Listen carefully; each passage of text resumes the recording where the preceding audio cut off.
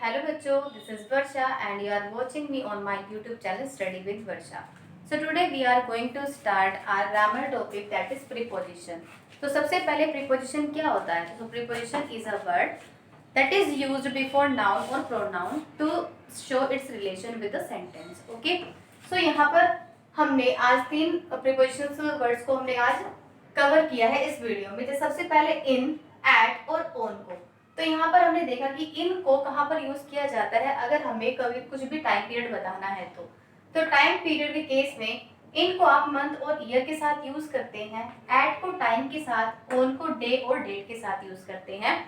Example की help से हमको ज्यादा बेटर समझ में आएगा। जैसे सबसे पहले मैंने यहाँ एग्जाम्पल दिया है, he will come back at 7 AM on Monday in June. तो यहाँ पर आप देख सकते हैं कि जब मैंने यहाँ पर टाइम कंसिडर किया है, एक पर्टिकुलर आपको टाइम दिया है, तो यहाँ पर आपने एट का यूज किया, और जब हमने यहाँ पर मंडे डे को यूज किया है, डे को हमने शो किया है, तो हमने यहाँ पर इसको ऑन के साथ मेंशन किया है।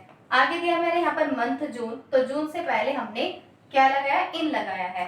तो जब भी आपको पर्टिकुलर आपको कोई टाइम बताना है प्रीपोजिशन के थ्रू, तो आपको एट 7 AM यूज करना होता है। अगर आपको मंडे शो करना है, कोई भी डे शो करना है या कोई डेट शो करनी है, तो आप ऑन का यूज करेंगे। और अगर आपको मंथ या ईयर को मेंशन करना है, तो उससे पहले आप इन का यूज करेंगे। ऐसे यहाँ पर इन, एट और ऑन को जब हम किसी भी केस के स्पेस के बारे में बात करते हैं, कोई भी केस होता है स्पेस का, तो वहां पर आपको जब 2D फिगर होती है तो वहां पर आपको ऑन का यूज करना है, और जहां पर 3D फिगर होती है वहां पर आपको इन का यूज करना है, और जहां पर डायमेंशन लेस लोकेशन होती है वहां पर आपको एट का यूज करना है। 2D से मीनिंग क्या है, जैसे कि आप टेबल के ऊपर बैठे, जैसे मैंने यहाँ पर एग्जांपल दिया है, he is sitting on table.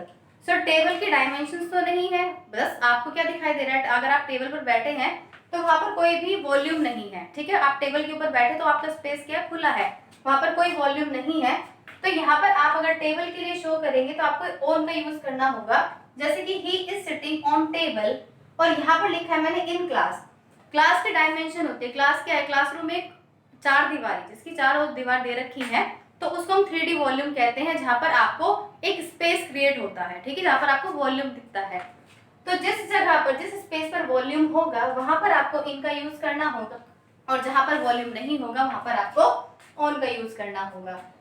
Same ऐसे ही अगर यहाँ पर नेक्स्ट एग्जांपल देखिए, he met with an accident at cross road. अब जैसे कि यहाँ पर बोला गया है कि क्रॉस रोड की बात की गई, रोड के ऊपर, तो आप देख सकते हैं जब रोड होती है सीधी चलती है, वहां पर कोई भी डायमेंशन नहीं होती है, यानी कि वहां पर कोई वॉल्यूम नहीं होता है, ऐसे फ्लैट स्पेस रहता है, तो वहां पर कोई वॉल्यूम नहीं है, वहां पर कोई भी आपको डायमेंशंस नहीं दी गई हैं। तो ऐसी कंडीशन में आपको एट का यूज करना होगा, जहां पर डायमेंशन लेस लोकेशन होती है।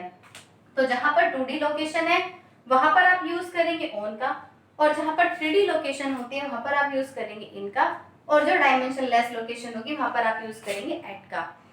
ऐसे यहाँ पर इन और एट का यूज एक केस में और किया जाता है, जैसे कि यहाँ पर अगर हमें कभी भी अपना प्लेस बताना है कि हम कहाँ पर रह रहे हैं, ठीक है, तो वहां अगर स्टेट और कंट्री की बात कर रहे हैं तो वहां पर आप इन का यूज करते हैं, और अगर आपको किसी विलेज, टाउन या स्मॉल सिटी की बात करनी है तो वहां पर आपको एट का यूज करना होता है। एग्जाम्पल देख लीजिए, जैसे कि मैंने यहाँ पर एक एग्जाम्पल लिखा है, I live at Punjabi Bagh in Delhi.